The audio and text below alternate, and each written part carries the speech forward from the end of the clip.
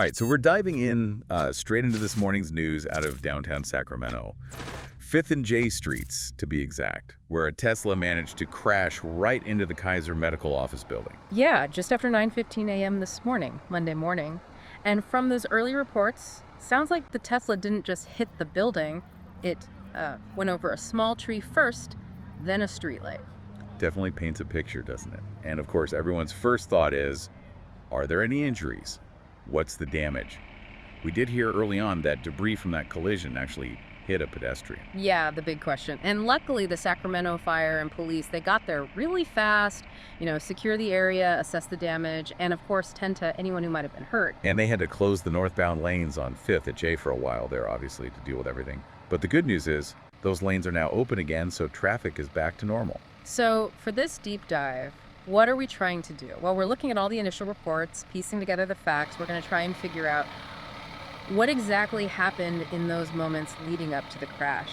Right. I mean, just to lay it all out there. Monday morning, just after 9:15, 5th and J. And it wasn't just a little fender bender. It hit a tree, then a street light, then the building.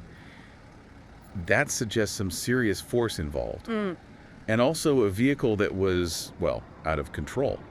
I bet investigators will be looking at the Tesla itself pretty closely. That's what I find so interesting, that sequence of events. Hitting a tree, then a streetlight, before hitting the building. It almost makes you think of a sudden loss of control, Was the driver impaired somehow? Was there a mechanical problem? Something that prevented the driver from steering or braking? Lots to consider there. And remember how we initially heard about that one pedestrian being hit? Well, the Sacramento PD just released an update with more details on those injuries. Oh, right. So it wasn't just one pedestrian, it was actually three. Three pedestrians who got minor injuries from the debris. But thankfully, minor injuries. Definitely a relief to hear that. Now, one of the sources we looked at did mention some other unrelated Tesla incidents that have happened, but they were very clear that this particular crash here in Sacramento seems to be your standard traffic accident, at least for now. Yeah, and it's important to make that distinction, right? We don't want to jump to conclusions or speculate based on other events.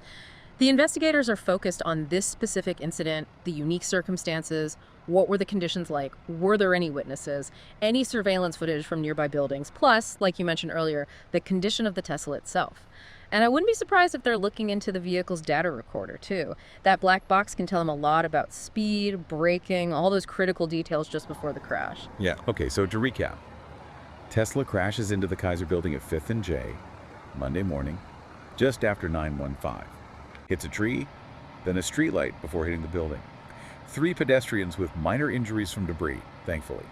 And even though other Tesla incidents have been in the news, this one in Sacramento, well, it seems to be an isolated traffic accident, at least for now. And of course, it's still under investigation. Right. And the big question is what caused it. The investigation's underway, so hopefully more details will come out soon. Absolutely. So that's what we know so far. The investigation is just getting started, and there's still a lot of unanswered questions. But here's something to think about. Given everything we've discussed, what do you think the investigators will be focusing on first? What are those key elements that will help them understand what led to this crash?